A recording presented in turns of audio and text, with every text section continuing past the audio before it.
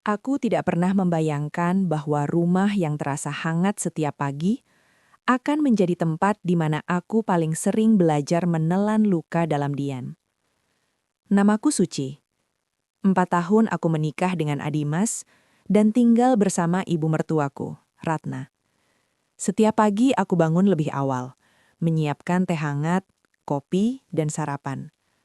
Tanganku sibuk, senyumku rapi. Dari luar, hidupku terlihat baik-baik saja. Adimas suami yang lembut. Ia tidak pernah meninggikan suara, tidak pernah menyakitiku. Tapi ada satu hal yang tidak pernah benar-benar bisa ia lindungi. Kata-kata ibunya. 4 tahun menikah. Belum juga ada tangisan bayi di rumah ini. Aku tidak pernah mengeluh. Aku hanya percaya kesabaran adalah bentuk cinta paling sunyi. Aku tidak tahu bahwa rumah ini sedang bersiap mengajariku satu hal paling menyakitkan. Bahwa mencintai sepenuh hati tidak selalu berarti akan dipilih.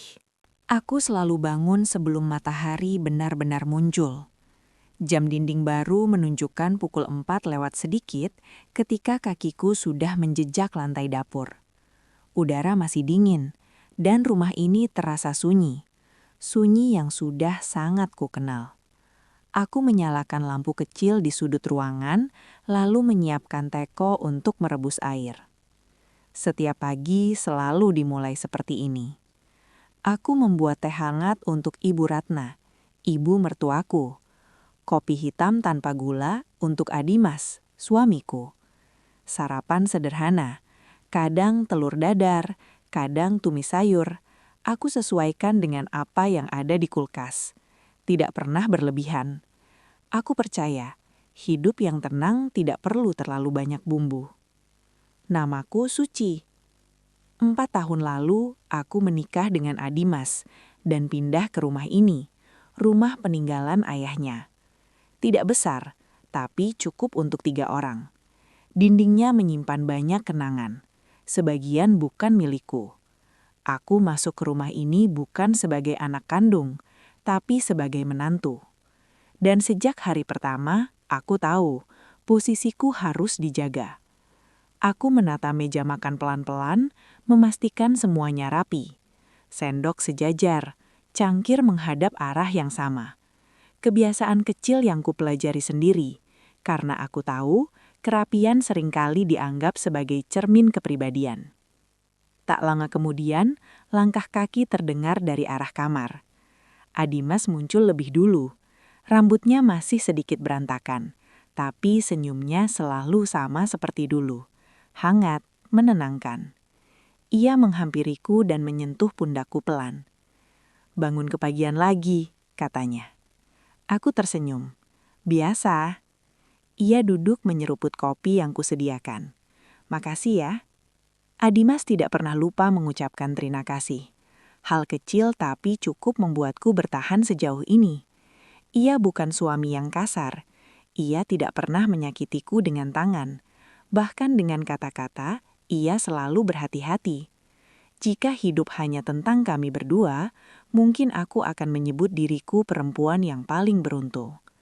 Namun hidup jarang sesederhana itu. Beberapa menit kemudian, Ibu Ratna keluar dari kamarnya. Rambutnya sudah rapi, selendang tipis melingkar di bahu. Tatapannya menyapu meja makan sebelum akhirnya berhenti padaku. "Kamu sudah masak?" tanyanya. "Sudah, Bu.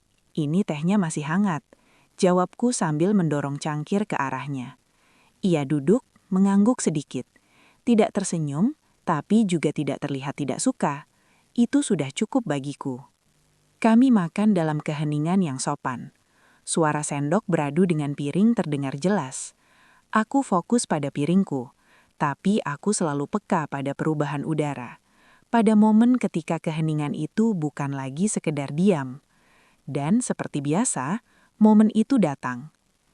"Kemarin tetangga depan lahiran," ucap Ibu Ratna tiba-tiba tanpa menatap siapapun. "Anaknya kedua. Cepat juga ya." Tanganku berhenti sesaat di udara. Adimas menoleh cepat. "Oh ya, Bu." "Iya," lanjutnya. "Umurnya kayak kamu berdua juga. Nikahnya malah setelah kalian." Aku menunduk, mengunyah pelan meski rasa makanan mendadak hilang. Aku sudah hafal iramanya. Selalu dimulai dari cerita orang lain, selalu berakhir di tempat yang sama. 4 tahun menikah. Belum juga ada anak. Kita kan sudah usaha, Bu, kata Adimas akhirnya. Suaranya lembut, tapi ada nada tegas yang ia sisipkan. Ibu cuma bilang apa adanya. 4 tahun itu bukan waktu sebentar.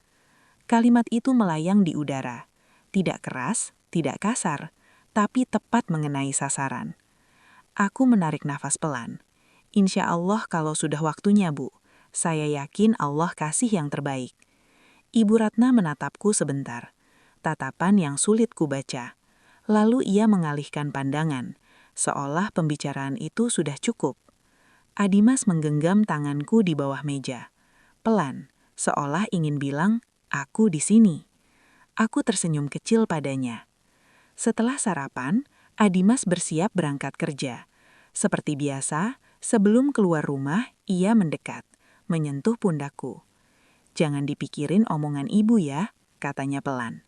Aku mengangguk. Aku nggak apa-apa. Dan itu bukan kebohongan. Aku memang sudah terbiasa. Pintu tertutup. Rumah kembali sunyi. Aku mencuci piring, menyapu lantai, lalu menyiram tanaman di halaman belakang. Cabai kecil di pot mulai berbunga. Aku menatapnya lama. Dalam hati aku berdoa, bukan untuk cepat dikabulkan, hanya untuk dikuatkan. Aku tidak tahu bahwa kalimat Ibu Ratna pagi itu bukan sekedar keluhan biasa, karena tanpa kusadari, hari itu adalah awal dari sesuatu yang akan mengubah segala yang selama ini kupanggil rumah. Pagi itu berlalu seperti biasanya, tapi kalimat Ibu Ratna tidak ikut pergi bersama waktu. 4 tahun itu bukan waktu sebentar, Suci. Kalimat itu seperti remah roti yang jatuh ke lantai. Kecil, nyaris tak terlihat, tapi jika kau menginjaknya, kau akan sadar. Ia ada, dan ia tajam. Aku mencoba menguburnya dengan kesibukan.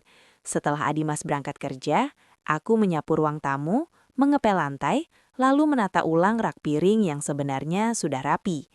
Aku bahkan mengelap meja makan 2 kali, hanya untuk memastikan tanganku tidak punya kesempatan memegang pikiranku sendiri. Di halaman belakang, cabai-cabai kecil di pot terlihat segar. Aku menyiramnya perlahan, memastikan air jatuh tepat di tanah, bukan membasahi daun. Kebiasaan yang kupegang sejak lama, aku lebih suka merawat akar, bukan sekedar mempercantik permukaan. Namun ketenangan itu tidak pernah benar-benar penuh. Karena rumah ini, walau hangat, memiliki titik-titik dingin yang selalu muncul tanpa aba-aba. Siang menjelang, Ibu Ratna memanggilku dari ruang tengah. Suaranya tidak keras, tapi selalu punya nada yang membuatku otomatis merapikan bahuku sebelum menjawab. Suci? Iya, Bu. Ibu Ratna duduk dengan kipas kecil di tangan. Matanya menatap televisi yang menyala tanpa benar-benar ia tonton. Kamu sudah minum jamu yang kemarin ibu beli? Aku mengangguk. Sudah, Bu. Bagus, yang rajin. Jangan cuma minum sekali 2 kali. Katanya datar. Kalau mau cepat, ya harus niat. Aku tersenyum pelan. Iya, Bu. Ia mengangguk, lalu melanjutkan seolah sedang membicarakan cuaca. Nanti sore, kamu sempat kan? Kita ke rumah Bu Heni. Katanya dia punya obat bagus, banyak yang berhasil. Dadaku mengencang, tapi aku tetap menjaga suaraku tetap rata. Sore ini? Iya, masa kamu mau begini terus? Ibu ini cuma pengen cucu. Adimas itu anak laki-laki satu-satunya. Ia menambahkan, kali ini menoleh padaku. Aku menelan ludah. Ada banyak kalimat di kepalaku, tapi semuanya memilih hilang sebelum sampai ke lidah. Aku hanya mengangguk. Di rumah ini, mengangguk seringkali menjadi bahasa paling aman. Sore harinya, Adimas pulang sedikit lebih awal. Aku tahu dari suara motor yang berhenti di depan pagar. Ia masuk dengan wajah lelah, tapi begitu melihatku, senyumnya muncul seperti lampu kecil di tempat gelap. Kamu capek? Aku menggeleng. Enggak, kamu? Lumayan, jawabnya sambil melepas sepatu. Lalu matanya menatap Ibu Ratna yang sedang duduk di sofa. Ibu Ratna tidak membuang waktu. Dimas, panggilnya. Besok kalian periksa lagi ya. Adimas menahan nafas. Aku melihat rahangnya mengeras sebentar, lalu ia duduk di sampingku. Bu, katanya lembut, kita sudah periksa. Dokter juga bilang jangan terlalu dipaksa. Stres nanti malah bikin makin susah. Ibu Ratna mendengus pelan.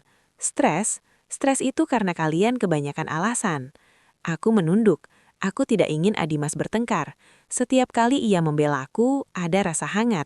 Tapi di saat yang sama, ada rasa takut.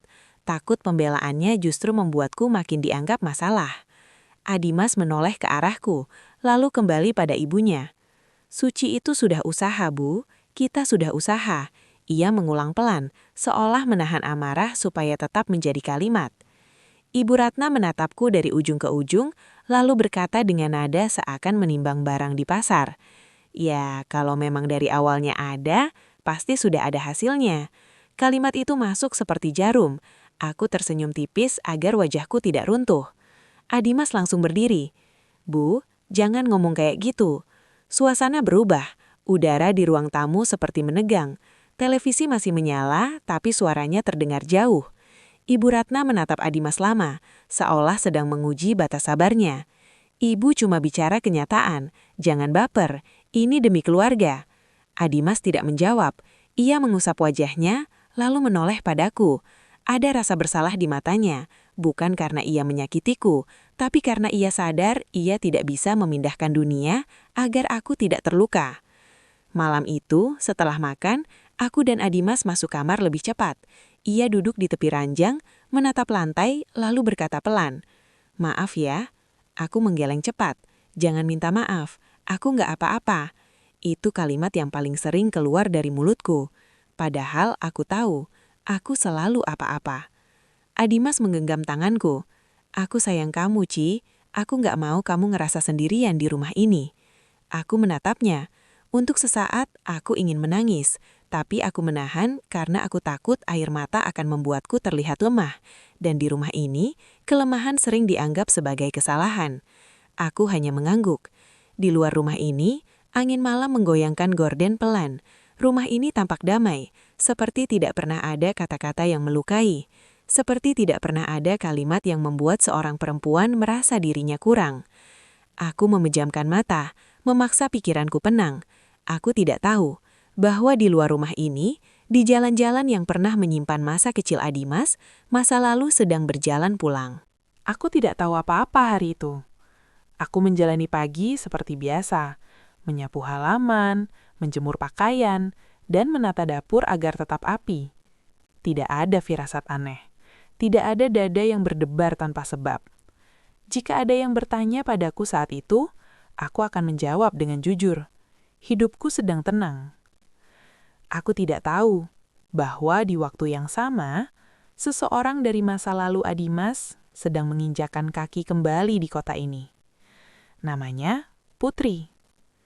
Aku baru mengenalnya dari cerita-cerita lama yang sesekali meluncur tanpa sengaja dari mulut orang-orang kampung, tentang seorang gadis yang dulu sering bermain di lapangan tanah bersama Adimas, tentang tawa masa kecil, lomba lari, dan janji-janji yang tak pernah benar-benar diucapkan. Putri kembali bukan untuk Adimas. Setidaknya, itulah yang kemudian ku ketahui.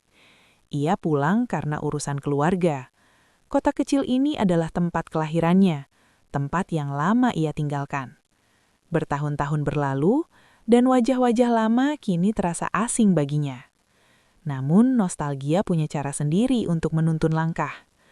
Alih-alih langsung menuju rumah kerabatnya, Putri berdiri ragu di ujung jalan, yang ia kenal betul. Jalan menuju rumah lama keluarga Adimas. Rumah yang dulu selalu ramai oleh suara anak-anak, kini terlihat lebih tenang, lebih dewasa, seperti orang-orang yang tinggal di dalamnya. Putri menarik napas panjang. Ia tidak memberi kabar, tidak membuat janji. Ia hanya ingin menyapa, atau mungkin hanya ingin memastikan bahwa masa lalu memang sudah selesai. Ia mengetuk pintu 3 kali. Saat pintu terbuka, wajah Ibu Ratna muncul. Wajah yang semula kebingungan, lalu berubah drastis ketika Putri membuka masker yang menutupi setengah wajahnya. "Putri?" "Iya, Tante," jawab Putri. tersenyum kecil. Seolah waktu berbalik, Ibu Ratna langsung menarik Putri ke dalam pelukan. Pelukan yang terlalu erat untuk ukuran pertemuan tak terduga. Tangannya menggenggam bahu Putri. Matanya berbinar. Binar yang jarang kulihat saat menatapku. "Astaga, kamu pulang?" Suara Ibu Ratna terdengar hampir bergetar. "Masuk, Nak, masuk." Putri tersenyum, sedikit kikuk, tapi tidak menolak. Ia melangkah masuk ke rumah itu. Rumah yang belum pernah ia lihat sebagai rumah orang lain. Rumahku.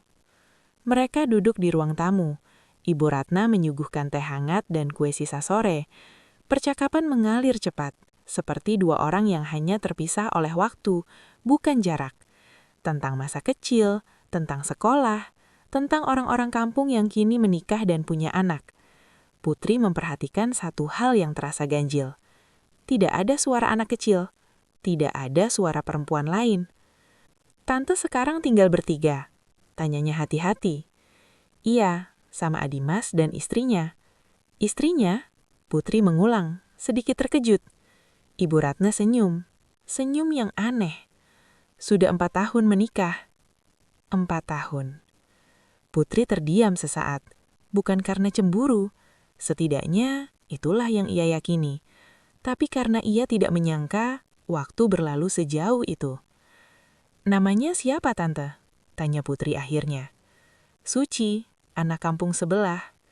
Ia berhenti sejenak, lalu menambahkan dengan nada yang tidak sepenuhnya netral. "Baik sih, pendiam, tapi ya sampai sekarang belum ada anak." Kalimat itu menggantung. Putri tidak tahu harus merespon apa. Ia hanya tersenyum sopan, meski ada rasa tidak nyaman yang menyusup. Ibu Ratna belum selesai. 4 tahun, Put. Kamu bayangin, Adimas itu anak laki-laki satu-satunya." Tatapan Ibu Ratna berubah. Bukan lagi tatapan mengenang, tapi tatapan menilai. Seolah Putri bukan hanya tamu, melainkan kemungkinan. "Dulu Tante tuh yakin banget, kamu sama Adimas itu serasi."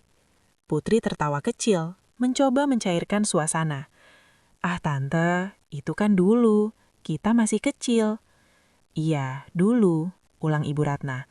"Tapi lihat kamu sekarang, cantik, terawat. Beda." Pujian itu terasa berat bagi Putri. Bukan karena ia tidak terbiasa dipuji, melainkan karena ia sadar pujian itu berdiri di atas bayangan seseorang yang tidak ada di ruangan itu. Aku. Percakapan berlangsung hampir 1 jam, hingga akhirnya Putri pamit. Ibu Ratna menggenggam tangannya erat, seolah tak ingin melepas. "Datang lagi ya, Tante senang kamu pulang." Putri mengangguk. "Insya Allah, Tante." Saat pintu tertutup dan langkah Putri menjauh, Ibu Ratna berdiri di ruang tamu. Rumah kembali sunyi. Namun kali ini, sunyinya berbeda.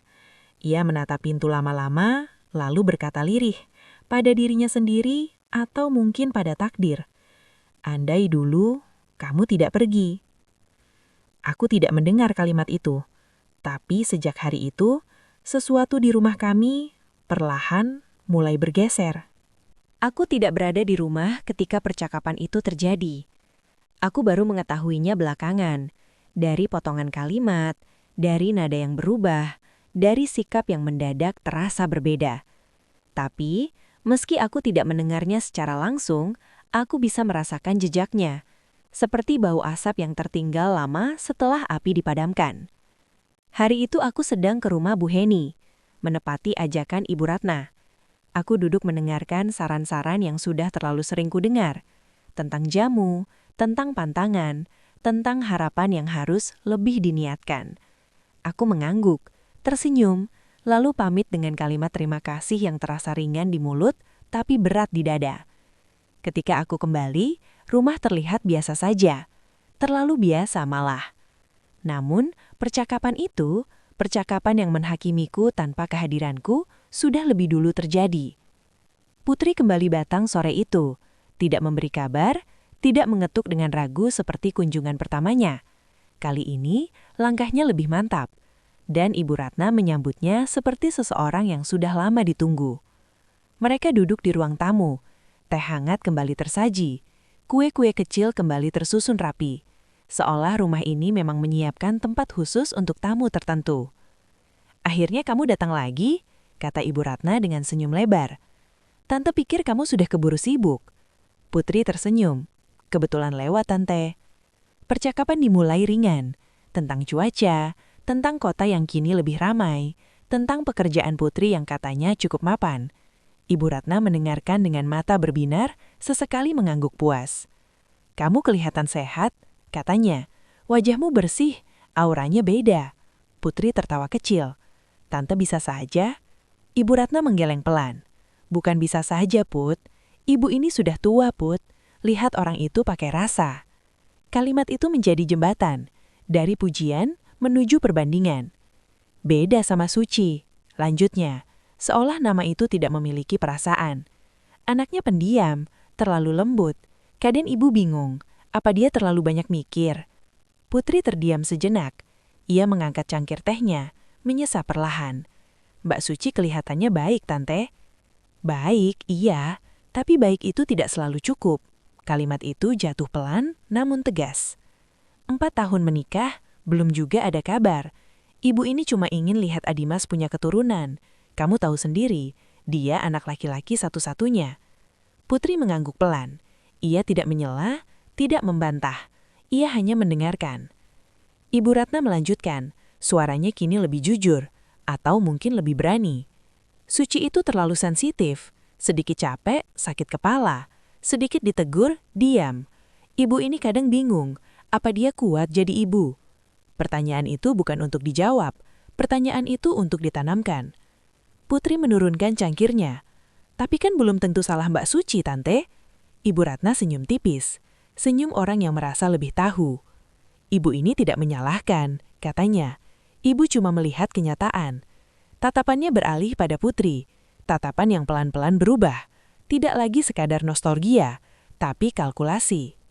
"Kamu beda," ucapnya. "Dulu lincah, sekarang kelihatan matang, mandiri. Ibu yakin kamu pasti bisa jaga rumah tangga." Putri menggeser duduknya sedikit. Ada rasa tidak nyaman yang menyusup, tapi ia tetap senyum sopan. "Tante terlalu memuji," katanya. Ibu Ratna tertawa kecil. "Kalau bukan sekarang, kapan lagi ibu jujur?" Ia mendekat sedikit, menurunkan suaranya. "Dulu, Tante yakin kamu jodohnya Adimas." Kalimat itu tidak diucapkan keras, tapi jelas, dan cukup untuk mengubah arah percakapan. Putri terdiam. Untuk pertama kalinya sejak datang, ia kehabisan kata. Ia tidak mengatakan iya, tidak juga menolak dengan tegas. Ia hanya tersenyum, senyum yang aman, senyum yang tidak menutup pintu apapun. Percakapan berlanjut, tapi nadanya sudah berubah. Tentang bagaimana hidup berjalan, tentang bagaimana pilihan membentuk nasib, tentang bagaimana tidak semua yang baik harus dipertahankan jika tidak membawa hasil. Ketika Putri akhirnya pamit, Ibu Ratna mengantarnya sampai ke pintu. Tangannya menggenggam tangan Putri lebih lama dari sebelumnya. "Datang lagi ya," katanya. Putri mengangguk. "Iya, Tante." Langkah Putri menjauh. Pintu tertutup. Ibu Ratna berdiri sendiri di ruang tamu.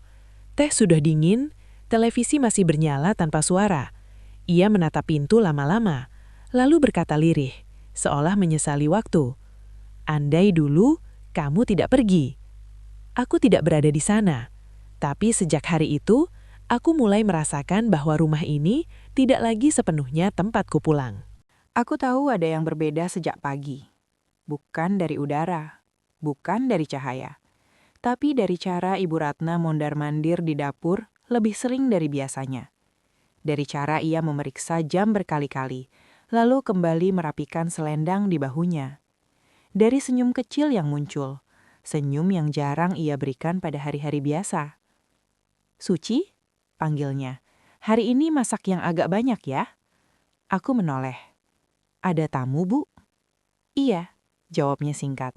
Lalu menambahkan, seolah itu hal remeh. "Putri." Namanya jatuh di antara kami, seperti benda kaca.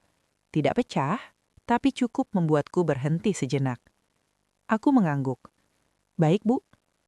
Di kamar, aku menarik nafas panjang. Aku tidak tahu apa yang harus kupikirkan. Putri adalah tamu, teman lama Adimas. Tidak ada alasan bagiku untuk merasa terancam. Setidaknya itulah yang kucoba yakinkan pada diriku sendiri. Aku memasak dengan sepenuh hati. Ayam panggang dengan bumbu yang kusiapkan sejak siang.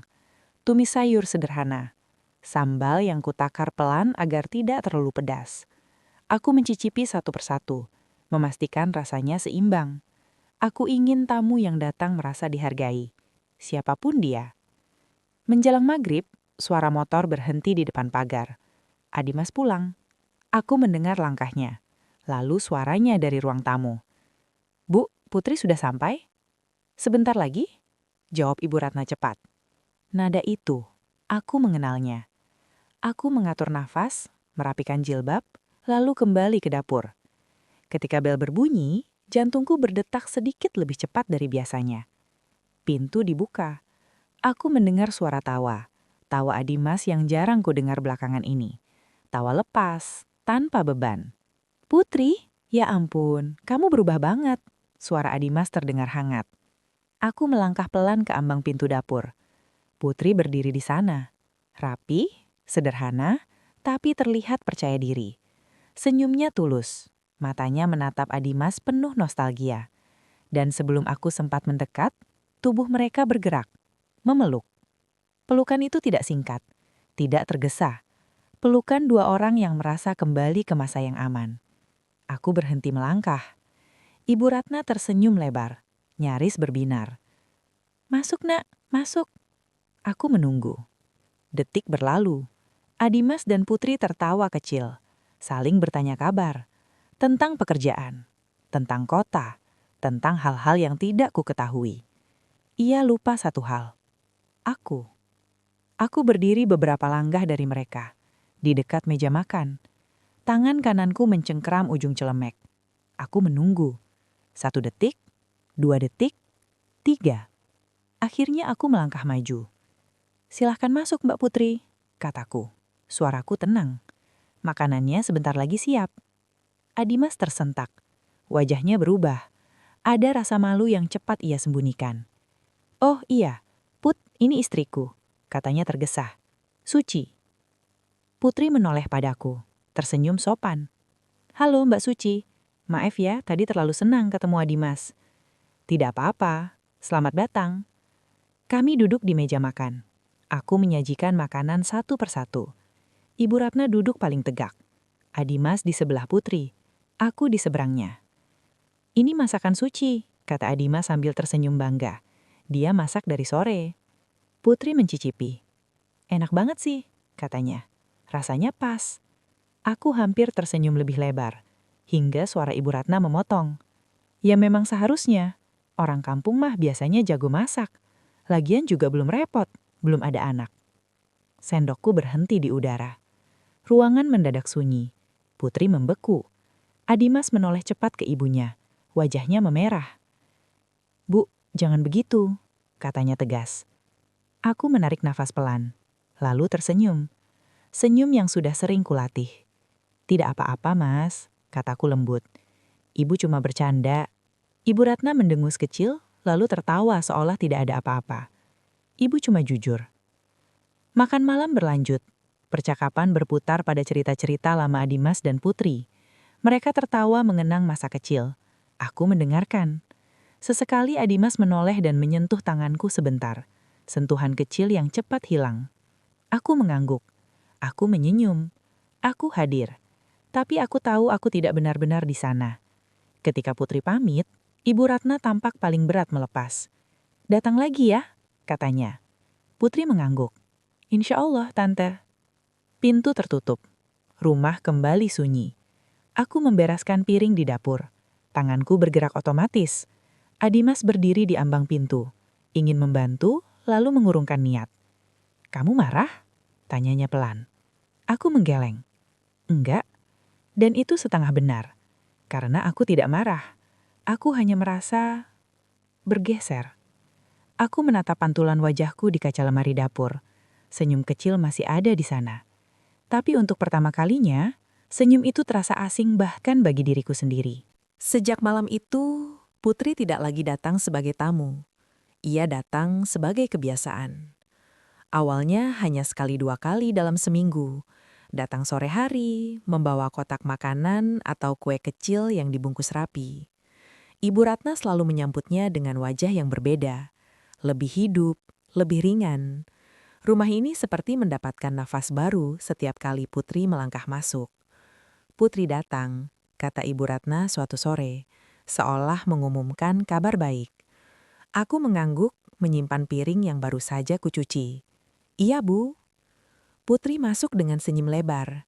Aku bawain sup buntu, Tante. Masak sendiri. Ibu Ratna hampir bersorak. Astaga, kamu ini ya. Cantik, pintar masak, perhatian lagi. Aku berdiri di dekat dapur. Tidak ikut menyela, tidak juga pergi. Aku memilih berada di posisi aman. Cukup dekat untuk membantu, cukup jauh untuk tidak dianggap ikut campur. Ini juga buat Mbak Suci, kata Putri sambil menyodorkan cup kecil. Salad buah. Terima kasih, jawabku pelan. Tatapannya hangat, senyumnya ramah. Tapi ada sesuatu di sana, keyakinan. Seolah ia tahu tempatnya di rumah ini semakin jelas. Hari-hari berikutnya berjalan dengan pola yang sama. Putri datang, Ibu Ratna bersinar, Adimas tersenyum lebih sering, dan aku semakin sering diam. Aku mulai memperhatikan hal-hal kecil. Cara Ibu Ratna memuji Putri tanpa ragu. Cara ia menyebut namanya berkali-kali dalam satu percakapan. Cara ia menoleh kepadaku hanya untuk memastikan aku mendengar. Kamu tahu, Put, kata Ibu Ratna suatu sore. Dulu Adimas itu susah makan, tapi sama kamu apa saja masuk. Aku menunduk pura-pura mengaduk teh. Putri tertawa kecil. Masa sih, Tante? Iya, kamu memang beda. Beda.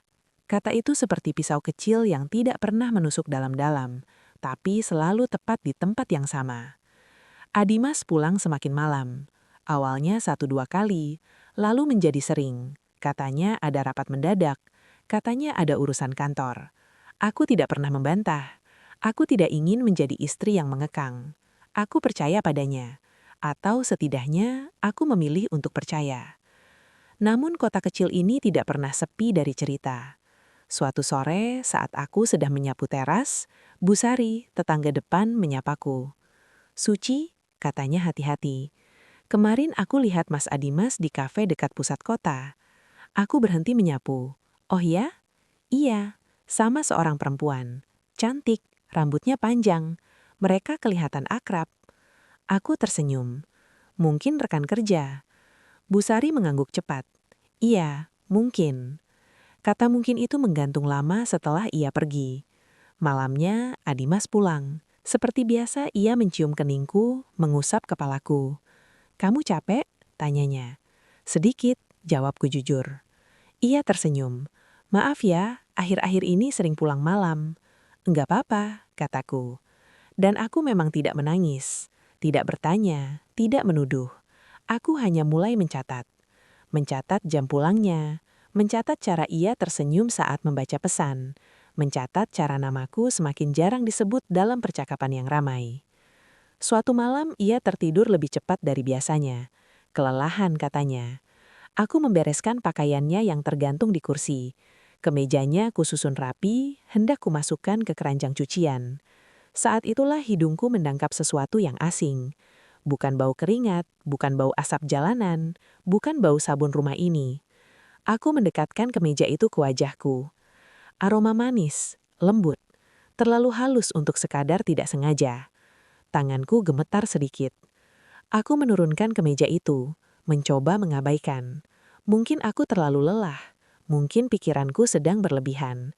Aku tidak ingin menjadi perempuan yang mencurigai tanpa bukti. Namun tubuhku tidak bisa dibohongi. Aku mengangkat kembali kemeja itu, menghirupnya sekali lagi. Aroma itu tetap ada. Dan aku tahu, aroma itu bukan milikku. Malam itu, rumah terasa lebih sunyi dari biasanya. Bukan karena tidak ada orang, justru karena terlalu banyak kata yang tertahan. Aku baru selesai menutup jendela ketika suara dari ruang keluarga terdengar. Bukan suara televisi, bukan tawa, melainkan suara yang diturunkan setengah oktav, suara orang-orang yang sedang berbicara serius. Aku berhenti melangkah. Namaku tidak disebut, tapi aku tahu percakapan itu tentangku. Aku cuma mau kamu mikir matang, Dimas. Suara Ibu Ratna terdengar jelas. Kamu ini kepala keluarga. Aku berdiri di balik pintu kamar. Pintu itu tidak tertutup rapat. Celah kecil terbuka. Cukup untuk suara menyelinap masuk, cukup untuk kebenaran menemukan jalannya. Adimas menjawab pelan. Bu, jangan mulai lagi. Mulai apa? Potong Ibu Ratna. Ibu cuma realistis. 4 tahun, Dimas. 4. Aku memejamkan mata. Ada suara lain. Suara perempuan. Lebih lembut, lebih halus. Bu, jangan ngomong begitu. Kasihan Mbak Suci.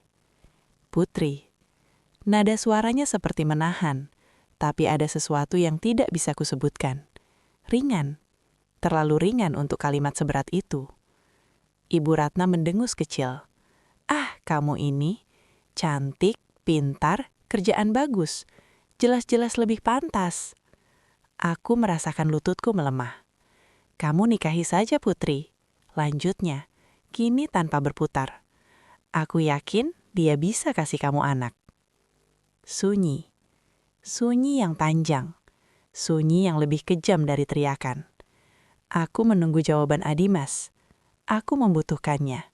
Sekarang. Namun yang datang hanya napas panjang. Adimas menghela. Bu, ini nggak sesederhana itu. Justru sesederhana itu. Kamu mau tunggu sampai kapan? Aku tidak sanggup berdiri lebih lama. Langkahku terasa berat ketika aku keluar kamar. Setiap langkah seperti membawa tubuhku ke tepi jurang.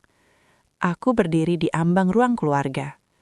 Mereka bertiga menoleh bersamaan.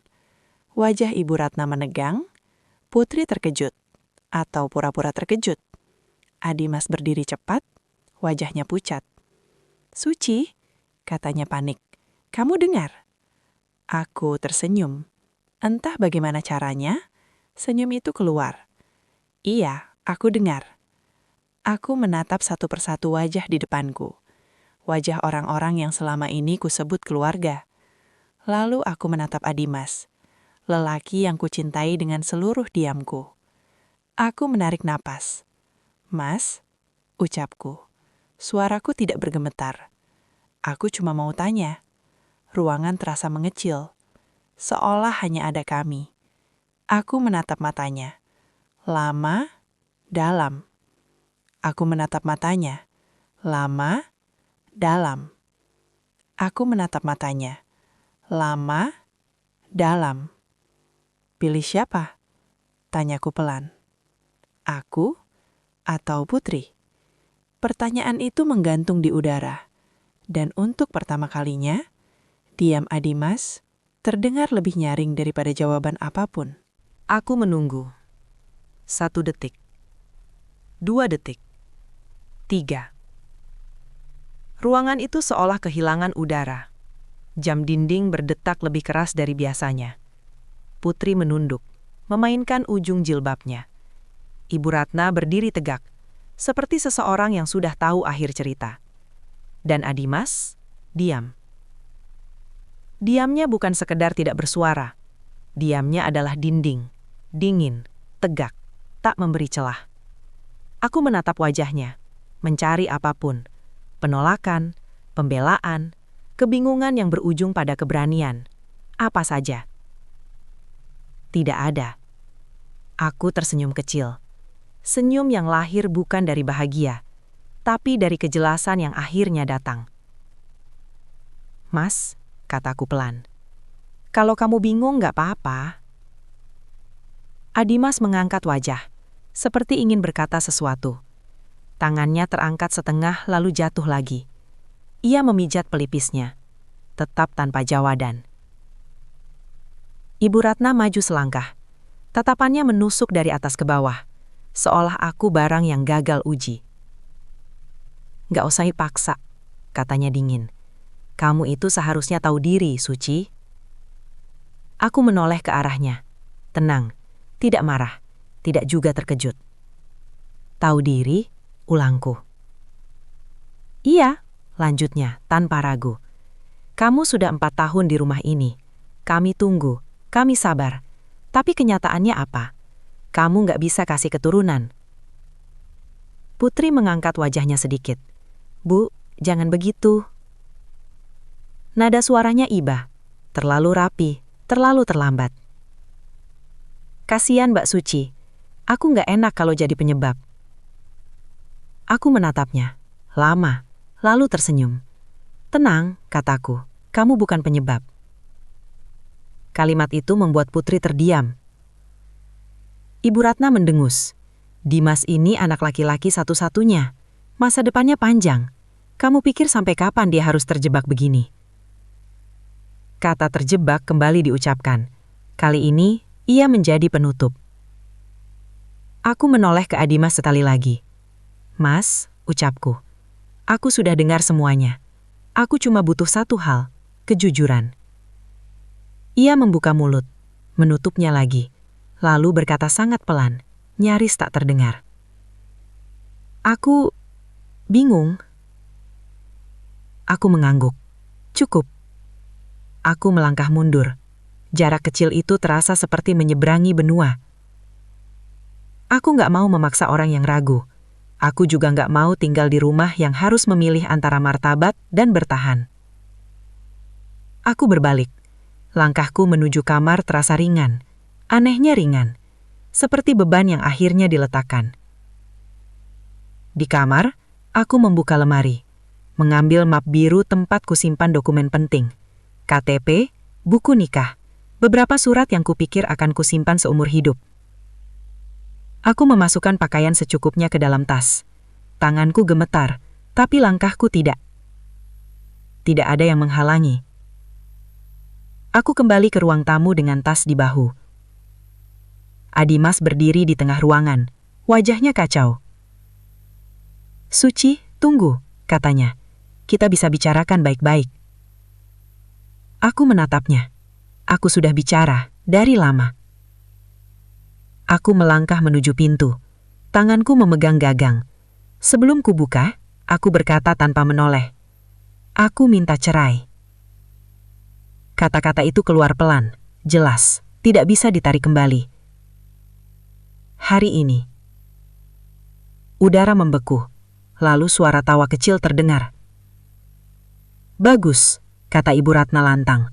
Wajahnya lega, bahkan bahagia. Itulah yang terbaik.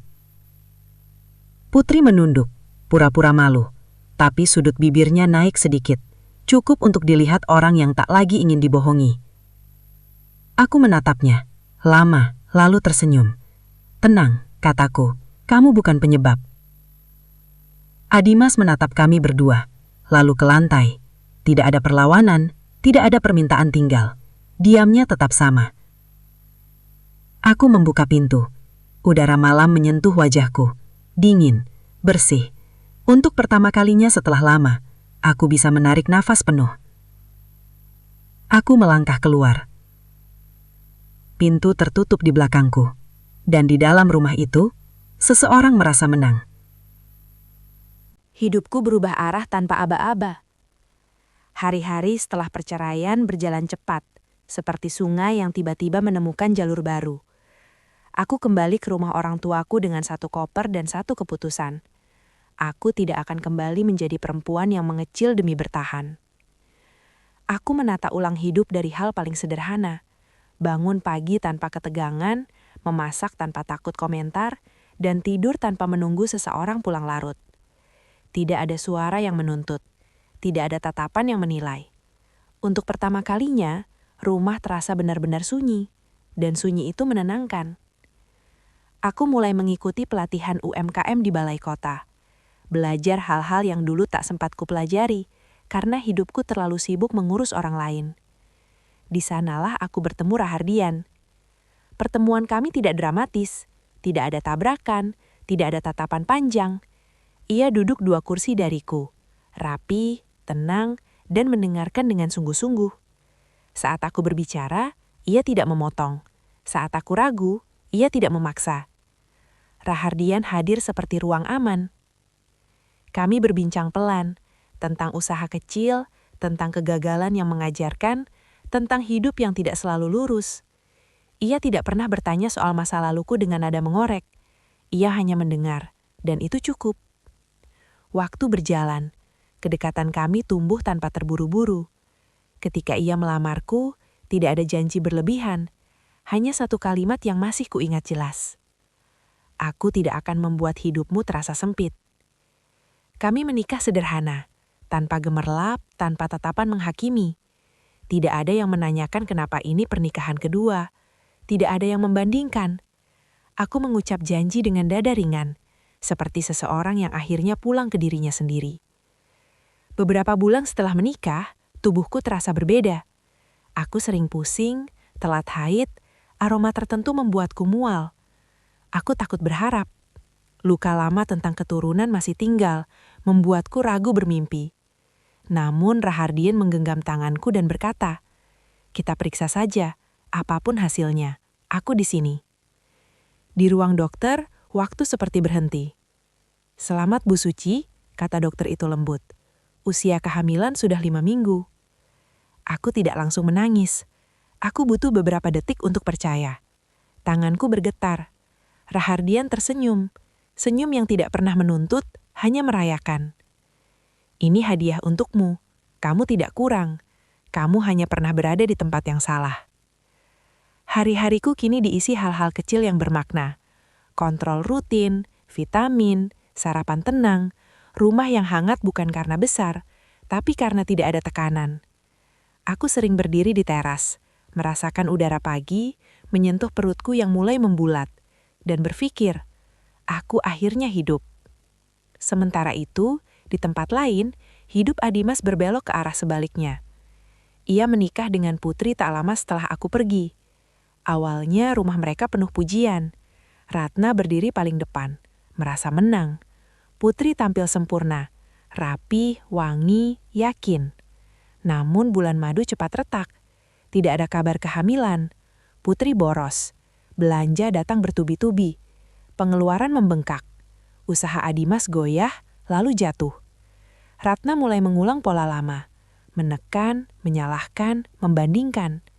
Putri yang dulu dipuja, kini dicecar. Dan pada akhirnya, Putri pergi. Kembali ke hidup yang ia pilih sendiri, meninggalkan Adimas dengan sisa-sisa keputusan yang tidak pernah ia perbaiki. Kabar itu sampai ke telingaku sebagai desas-desus. Aku tidak bersorak, tidak juga bersedih. Ada masa lalu yang sudah selesai. Suatu pagi, Rahardian harus ke rumah sakit untuk memeriksa kakinya yang terkilir ringan. Jadwal kontrol kehamilanku masih 2 hari lagi, tapi aku memutuskan ikut, sekadar menemani. Aku tidak curiga apapun. Aku berjalan di lorong rumah sakit dengan langkah tenang. Seragam perawat berlalu lalang, bau antiseptik memenuhi udara. Aku menunggu di kursi panjang menatap papan informasi, merasakan gerak lembut dari dalam perutku. Aku tidak tahu bahwa di rumah sakit itu, di lorong yang sama, seseorang dari masa laluku sedang duduk dengan kepala tertunduk, dan bahwa langkah berikutnya akan mempertemukan kami dalam cara yang tidak pernah kubayangkan. Pagi itu terasa terang, bukan karena matahari lebih cerah dari biasanya, tapi karena dadaku terasa ringan. Aku bangun lebih awal, merasakan gerakan kecil dari dalam perutku. Gerakan yang selalu mengingatkanku bahwa hidup tidak pernah benar-benar berhenti. Ia hanya menunggu waktu yang tepat untuk tumbuh. Rahardian sedang merapikan kemejanya ketika aku keluar kamar. "Kamu nggak perlu ikut, aku cuma kontrol ringan," katanya. Aku tersenyum. Aku mau nemenin. Ia menatapku sebentar, lalu mengangguk. Tangannya menggenggam tanganku, genggaman yang tidak pernah menuntut, hanya memastikan aku aman. Kami tiba di rumah sakit menjelang siang. Lorongnya panjang, bersih, dan ramai oleh langkah orang-orang dengan cerita masing-masing. Aku duduk di kursi tunggu, memperhatikan perawat yang lalu lalang, mendengarkan suara pengumuman yang terdengar jauh. Dan di sanalah aku melihatnya. Seorang lelaki duduk membungkuk di ujung lorong. Bahunya turun, rambutnya kusam. Wajahnya lebih tirus dari yang kuingat. Ia tampak tua, bukan karena usia, tapi karena hidup. "Adimas." Aku berhenti melangkah. Tangannya menggenggam map kusut. Matanya menatap lantai seperti seseorang yang kehabisan tempat bergantung. Aku tahu kemudian, Ratna sakit, komplikasi, darah tinggi, diabetes, dan Adimas tidak punya cukup uang untuk mengurus administrasi. Ia meminjam ke sana-sini, menunggu kabar dengan dada yang sesak. Aku melangkah mendekat, langkahku pelan, mantap. Adimas mengangkat wajah, dan dunia seolah berhenti bergerak. Matanya membelalak, nafasnya tertahan. Tatapannya jatuh ke perutku yang membulat, jelas. "Suci?" Suaranya barau. "Ngapain kamu di sini? Sakit ya?" Aku menatapnya. Tidak ada marah, tidak ada dendam. Hanya jarak. Jarak yang sudah selesai. "Aku mau jenguk suamiku," jawabku tengang. Kata suami jatuh seperti palu. Adimas berdiri tergesa, hampir kehilangan keseimbangan. Tatapannya kembali ke perutku seolah mencari kesalahan. Ia tertawa kecil, getir. "Suami barumu penakit juga ya?" Aku tersenyum. Bukan senyum mengejek. Senyum seseorang yang sudah sembuh. Sebelum aku sempat menjawab, langgah mantap terdengar dari arah ruang perawatan. Rahardian muncul. Kemeja putihnya rapi, wajahnya tenang. Ia menghampiriku, menggenggam tanganku dengan lembut. Genggaman yang ku kenal, yang selalu membuatku berdiri tegak. Ia menatap Adimas sejenak, sopan. "Saya Rahardian, suami Suci." Adimas menelan ludah, wajahnya pucat. Rahardian melanjutkan, suaranya tetap rata. Tidak sombong, tidak merendahkan. "Dan kebetulan, saya pemilik rumah sakit ini." Kalimat itu menghantam lebih keras dari apapun yang pernah diucapkan padaku. Adimas terdiam, matanya kosong, lututnya hampir goyah. Semua kata berhenti di tenggorokannya. Rahardian menoleh padaku. "Ayo sayang, kita cek vitamin dan hasil lab. Kamu capek berdiri." Aku mengangguk. Sebelum melangkah pergi, aku menatap Adimas sekali lagi. Lama, bukan untuk mengingat, tapi untuk menutup. "Semoga ibumu lekas sembuh," kataku pelan. Tidak ada sindiran, tidak ada balasan. Hanya doa. Doa yang tidak lagi menyisakan luka. Aku berjalan pergi bersama Rahardian. Langkahku mantap. Perutku membawa kehidupan yang dulu disebut mustahil. Di belakangku, Adimas tetap berdiri. Diam. Untuk pertama kalinya, ia benar-benar mengerti arti kehilangan. Bukan hanya kehilangan seorang istri, tapi kehilangan perempuan yang dulu mencintainya tanpa syarat. Dan di lorong rumah sakit itu, di rumah sakit milik suami baruku, aku menutup buku kisah lama, tanpa menoleh kembali.